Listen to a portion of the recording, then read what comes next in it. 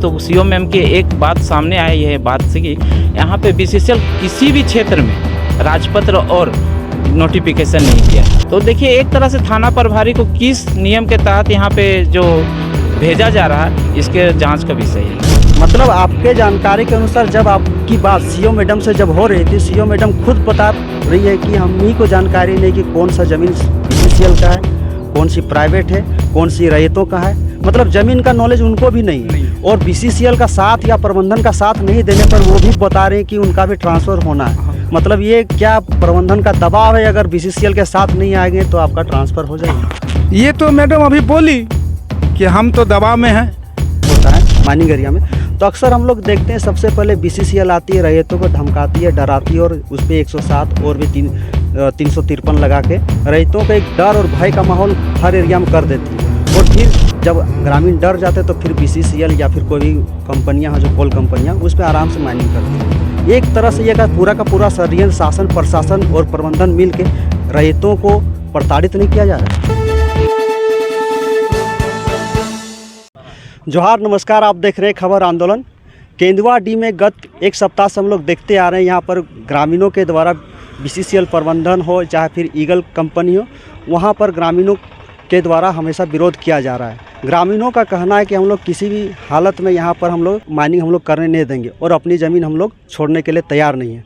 और उसी को लेकर पिछले दिनों कल ग्रामीणों के बीच एक आम सभा रखी गई जिसमें से आगे की रणनीति बनाई गई थी। उसी रणनीति के तहत आज इन लोग सीओ से मिलने के लिए आए थे और सीओ से किन किन बातों को लेकर चर्चा हुई, उन्हीं बातों को लेकर आज हम ग्रामीणों से बात करते हैं। तो सबसे पहले दादा, क्या नाम है तर?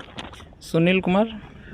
तो आज जो सीओ को लेकर जो बातचीत हुई, किन किन बिंदुओं पर लेकर चर्चा हुई? देखिए ग्रामीणों का जो समस्या है ज़मीन से संबंधित, रैयतों की ज़मीन पर अनऑथराइज तरीके से नियम के विरुद्ध बिना गजट बिना नोटिफिकेशन के ज़मीन पर खनन के लिए कंपनी आती है। कंपनी किस नियम के तहत आती है, बीसीसीएल किस नियम के तहत उसको ज़मीन दी है, उससे संबंधित अंचल अधिकारी से हम लोग को जानकारी लेने आए थे।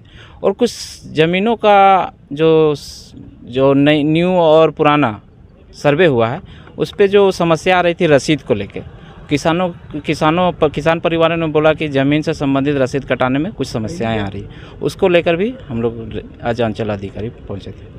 अच्छा, उस दिन जो मीटिंग जो पिछले दिनों ग्रामीणों के बीच जो हुई थी उसमें से रसीद कटाने को भी लेके हुई थी। रसीद कटाने को लेकर क्या सीओ मैडम ने कुछ ग्रामीणों को आश्वासन दिया कि कुछ दिनों में रसीद कटना चालू हो जाएगा? रसीद के लिए सीओ मैम का साफ निर्देश आया कि हम लोग किसी प्रकार का कोई बंदी नहीं रखे हैं और ये क्लियर है। रैयतों के लिए बहुत ही पॉजिटिव सीओ मैम रही और बोले कि हम जितने भी उस ग्राम के हैं अंचल अधिकारी की तरफ से एक ऑथराइज पर्सन गांव में भेजा जाएगा और समस्त रैयतों के बीच में बैठ के जिनका ये समस्या है उसका सॉर्ट आउट किया जाएगा। और वहाँ पर जो देखने को आ रहा है कि बीसीसीएल और ईगल प्रबंधन के द्वारा वहाँ पर माइनिंग करने की जोर शोर कोशिश की जा रही है, उसको लेकर ग्रामीण हमेशा विरोध कर रहे हैं। तो ग्रामीण ज़मीन देने को तैयार नहीं है और बीसीसीएल और जो ईगल कंपनी है वो किसी भी हालत में खनन करना चाह रही है। इसी बीच 107 भी कुछ ग्रामीणों के ऊपर लगाया गया। इस विषय पर चर्चा हुई थी क्या? इस पे भी चर्चा हुई। देखिए नियम के विरुद्ध बिना गजट बिना राजपत्र का किसी का ज़मीन का अधिग्रहण नहीं हो सकता। और ये जो ईगल कंपनी है, ईगल कंपनी ने अपने थ्रू ग्राम सभा जी बिना अंचल का जानकारी का, अंचल सीओ मैम से बात हुई, क्या मैम आपको इस अंचल में ग्राम सभा की अनुमति थी क्या कि ग्राम सभा ग्रामीणों के बीच लगा? मैम बोली कि किसी प्रकार का ग्राम सभा का अनुमति हम लोग के पास नहीं है। तो बताइए बिन नियम के तहत ये कार्य हो रहा है, तो क्या कंपनी और बीसीसीएल के थ्रू ही जबरन किसानों की ज़मीन लूटा जाएगा क्या? नहीं, और एक बात थी कि जैसे कि ग्रामीणों के द्वारा जब हम लोगों ने बातचीत की तो पता चला कि सिर्फ वहाँ पर बीसीसीएल प्रबंधन और ईगल प्रबंधन के द्वारा और ग्रामीणों के बीच त्रिस्तरीय वार्ता हुई। उसी बीच जो वार्ता है उसी बीच से उसी मुद्दे पर ही लेके यहाँ पर 107 ग्रामीणों पर लगा। ये कहाँ तक वाजिब है? यही तो सीओ मैम बोले कि ये नियम के विरुद्ध है। अंचल अधिकारी का बिना इन्फॉर्मेशन का कहीं भी खनन नहीं हो सकता। अब मान लीजिए राजपत्र नहीं है, नोटिफिकेशन नहीं है, किस ग्रामीणों को पता है कि मेरा ज़मीन खनन होने वाला है? किसी भी ग्राम में अगर ज़मीन का खनन होता है तो रैयतों को प्लॉटिंग वाइज खाता नंबर, किस किसान का ज़मीन जा रहा है, सीमाकरण होता है, उसके बाद राजपत्र होता है, प्रशासन के जो अंचल अधिकारी हैं गांव में ग्राम सभा लगाती है, ग्राम सभा से ग्रामीणों का सहमति पत्र होता है, सहमति होने के बाद ही खनन होता है। लेकिन ये तो जबरन हो रहा है यहाँ पे। और ये तो सीओ मैम की एक बात सामने आई है, बात से कि यहाँ पे बीसीसीएल किसी भी क्षेत्र में राजपत्र और नोटिफिकेशन नहीं किया है। मतलब ये समझिए कि झारखंड के किसानों को एक साथ शोषण हो रहा है। अच्छा, यहाँ पर जो सीओ मैडम से इस बात पे भी चर्चा हुई क्या, यहाँ पर जो बीसीसीएल जो है, बीसीसीएल के अपने ज़मीनों पर सबसे पहले ईगल को माइनिंग करने देगी, उसके बाद रैयतों के पास जाएगी, या ऐसा कुछ बात पे चर्चा हुई थी? ना, इस तरह का कोई बात नहीं हुई है। और देखिए, एक तरह तो साफ है कि किसानों का जबरन ज़मीन सीओ मैम भी बोल रही है कि नहीं लूटा जा सकता है। रैयत एक्टिव हैं, प्रशासन भी हमारे साथ है। तो देखिए, एक तरह से थाना प्रभारी को किस नियम के तहत यहाँ पे जो भेजा जा रहा है, इसके जांच का विषय है चीज़। और यहाँ पर देख रहे हैं कि एक दो दिन में देख रहे हैं कि बहुत सारे फोर्स भी आ रहे हैं, सुनने में अफवाह भी उड़ रही है कि बहुत सारे सीएसएफ आ रहे हैं, धनबाद से आ रहे हैं। ये अफवाह है या झूठ मूठ का खबर है, पता नहीं। लेकिन एक तरफ से देखा जाए तो ग्रामीण सारे भयभीत हैं। क्या यहाँ पर 107 लगा दिया गया ग्रामीणों के ऊपर से, उससे भी, और जो माहौल बनाया जा रहा है, इससे सारे ग्रामीण भयभीत हैं। ये माहौल को देखकर सीओ के बीच में क्या कुछ चर्चा हुई इसके बारे में कुछ? देखिए, प्रशासन किस आधार पे 107 लगाई है, ये जांच का विषय है। इसको लेकर हम लोग आगे रणनीति क्या होगी, ग्रामीणों के साथ बैठ के डिसीजन लेंगे। अभी हमारे साथ और एक ग्रामीण जुड़े हुए थे जो वहाँ पर सीओ के साथ मीटिंग में थे। आप लोग कितने लोग मीटिंग में थे वहाँ पर सीओ के साथ में? 5-6 आदमी थे। नाम बताइएगा जरा। रोशन महतो, बबलू महतो, जगदीश महतो, सुनील महतो, हाँ, परवेश महतो, यही सब 5-6 आदमी थे।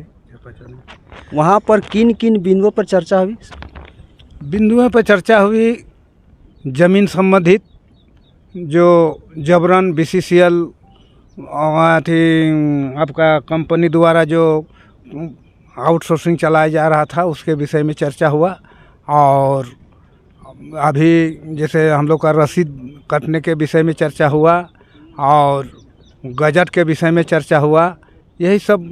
गजट के विषय में जब बात हुई तो गजट के विषय में क्या बोले सीओ मैडम? सीओ मैडम बोली कि भाई गजट, हम इसके विषय में पूरे पीबी एरिया ही नहीं, हमारे जितने भी अंचल है पूरे हम उनको लिखित दिए, और हमसे मेजरमेंट खपा है। हमको ट्रांसफ़र करने का भी नौबत आ गया है। हो सकता है हम 2-4 महीना में ट्रांसफ़र भी हो जाएंगे, क्योंकि जब तक गजट नहीं हमारे पास आता है तब तक हम डिक्लेयर नहीं कर पाते हैं कि ये कहाँ पर बीसीसीएल का ज़मीन है, या कहाँ पर रैयत का ज़मीन है, कहाँ पर राज्य सरकार का ज़मीन है। ये हम था नहीं लगा पाते हैं। मतलब आपके जानकारी के अनुसार जब आपकी बात सीओ मैडम से जब हो रही थी, सीओ मैडम खुद बता रही है कि हम ही को जानकारी नहीं कि कौन सा ज़मीन बीसीसीएल का है, कौन सी प्राइवेट है, कौन सी रैयतों का है।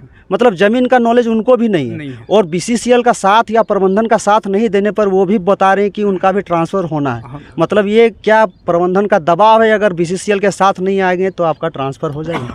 ये तो मैडम अभी बोली कि हम तो दबाव में हैं, कि हम बार बार उन लोग को बीसीसीएल को हम सूचना देते हैं हमारे एरिया को, लेकिन गजट पेश नहीं करता है। और जब तक हम गजट पेश नहीं करेंगे तब तक हम खुला आम पब्लिक को, जनता को, या बीसीसीएल को या राज्य सरकार को हम कैसे कहेंगे कि ये ज़मीन आपका है, राज्य सरकार का है, ये कि आपका बीसीसीएल का है, ये जनता का है। हम कह नहीं पा रहे हैं, इसलिए हम मजबूर हैं। अच्छा, जब यहाँ पर मैडम खुद ही बता रही सीओ मैडम कि वो प्रबंधन के आगे दबाव में काम करती, तो कोई भी प्रबंधन के आगे दबाव में कोई भी सरकारी ऑफिसर जब आता है तो कैसे वो जनता और रैयतों के पक्ष में काम करेगी? अगर खुद दबाव में रहेगी प्रबंधन के पे, तो फिर रैयतों को न्याय कहाँ से मिलेगा? ये तो दुख का विषय है। जब अधिकारी दबाव में रहेंगे तो वो रैयतों को क्या मदद कर सकती है? ये तो बड़ा दुख का बात है। ऐसा होना नहीं होना चाहिए। और ख़ासकर अंचल अधिकारी जब दबाव रहेगा तो किसी प्रकार से वो रैयतों का मदद करने में सच में नहीं रहेगी। अभी जो हम लोग पूरे प्रकरण में देख रहे हैं, ग्रामीणों पर 107 लगा, और ख़ास करके यहाँ पे ईगल कंपनी जो है और बीसीसीएल प्रबंधन जबरन ग्रामीणों के ज़मीन पर काम करने जा रही। ये पूरे प्रकरण को आप किस तरह देखते हैं? और सीओ मैडम भी यहाँ पर बता रहे हैं कि उनका कुछ दिनों में ट्रांसफ़र होने वाला है। वो बता रही हैं, बताने से इनकार करें, लेकिन उन पर प्रशासन और या फिर बोले प्रबंधन का दबाव है। इसको लेकर जो सारी प्रक्रिया है, ग्रामीणों को न्याय कैसे मिलेगा, सारे रूप को आप कैसे देखते हैं?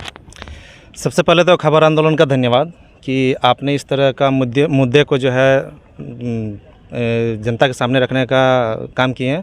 तो दोनों प्रक्रिया को देखते हैं हम लोग। सबसे पहले प्रशासन और जो हम लोग शासन जो बैठे हुए और जो BCCL प्रबंधन, अगर दोनों को अगर हम मिलाते हैं, ठीक है, तो जहाँ तक हमको अपना अनुसार व्यक्तिगत राय रखते हैं तो इसमें लग रहा है कि BCCL और जो प्राइवेट कंपनी ईगल है, जिम्मेवार यही है, क्योंकि और साथ में प्रशासन इनका पूरा कोऑपरेट कर रही है, सहयोग कर रही है।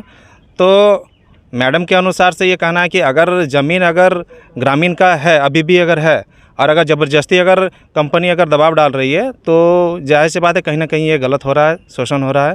तो मैडम का कहना है कि अगर इस तरह का बात होती है तो हम आप लोग के साथ में हैं, और अगर बोलिएगा तो हम लोग साथ में जाएंगे, GM से वार्ता करेंगे और उसके विचार में हम लोग मतलब बात को रखेंगे सर के सामने। अभी हम लोग फिलहाल देख रहे हैं ज़मीन का मामला या फिर जब माइनिंग का मामला जहाँ कहीं भी आता है, खास करके BCCL या फिर कोल कंपनियों के अंतर्गत जो भी होता है माइनिंग एरिया में, तो अक्सर हम लोग देखते हैं सबसे पहले BCCL आती है, रैयतों को धमकाती है, डराती है, और उस पर 107 और भी 353 लगा के रैयतों को एक डर और भय का माहौल हर एरिया में कर देती है। और फिर जब ग्रामीण डर जाते हैं तो फिर BCCL या फिर कोई भी कंपनियां हैं जो कोल कंपनियां, उस पर आराम से माइनिंग करती है। एक तरह से ये का पूरा षड्यंत्र शासन, प्रशासन और प्रबंधन मिल के रैयतों को प्रताड़ित नहीं किया जा रहा है। सबसे पहले बात सही बोल रहे हैं आप, जो पूछ रहे हैं क्वेश्चन आपका बहुत अच्छा है कि जो भी अभी कंपनी आ रही है BCCL अपने माध्यम से नहीं कर रही है, कोई प्राइवेट कंपनी के माध्यम से कर रही है, और इसमें सहयोग पूरा BCCL का भी रहता है, ठीक है। तो अगर इस तरह का अगर बात अगर होती है, कोई प्राइवेट कंपनी आती है और कंपनी आती है तो सिर्फ कंपनी काम नहीं करवाती, वो जो है प्रशासन के माध्यम से, प्रशासन अभी हम बोले ना कि पूरा कोऑपरेट कर रही है कंपनी को, ग्रामीणों को वो दरकिनार करते हुए काम कर रही है। तो इससे साफ जाहिर होता है कि जो प्रशासन अभी है, पुलिस प्रशासन, वो कहीं ना कहीं जनता को छोड़ के वो पूंजीपतियों का हो चुका है। तो हम लोग को यही मतलब निकालना है, सॉल्यूशन निकालना होगा कि हम लोग को किस तरह से हम लोग अपना ज़मीन को बचाएं, ताकि हम लोग का बाल बच्चा आगे का फ्यूचर बना रहे। क्या बिना 107 का लेटर इशू हुए भी प्रभात खबर में खबर छाप देना, एक तरह से यहाँ पर मीडिया भी एक तो देखा जाए तो कि भय का माहौल नहीं क्रिएट कर रही है, और 107 कहाँ तक जायज़ है? क्या इस पर लेके भी क्या आपको CM मैडम से कुछ बात हुई? 107 को लेके CM मैडम का स्पष्ट कहना है कि अगर किसी तरह का कोई महिला या कोई ग्रामीण के ऊपर 107 हुआ है तो हम लोग DC साहब का लेटर आने वाला कुछ दिन में हम लोग जाएंगे और प्रशासन से हम लोग खुद पूछेंगे कि आप 107 लगाएं तो किस अनुसार लगाएं, ठीक है। तो अगर 107 लगा हुआ, और दूसरी बात है कि प्रभात खबर में जो प्रिंट मीडिया में जो दिया गया है, किस आधार पर दिया गया, वो तो हम लोग भी बता नहीं सकते हैं। तो इसका जो है सही जो न्यूज़ है वो हम लोग को तो थाना प्रभारी से पता चलेगा कि हाँ 107 ऑलरेडी में हुआ है, कि प्रिंट मीडिया जो है अपने मन से छाप दिया है। तो अगर इस तरह का अगर होता है 107 धारा अगर लगा हुआ किन्हीं के ऊपर, तो मैडम खुद बोली कि इसके विषय में हम लोग खुद जांच करेंगे और प्रशासन के इसके विरुद्ध में रिपोर्ट मांगेंगे हम लोग।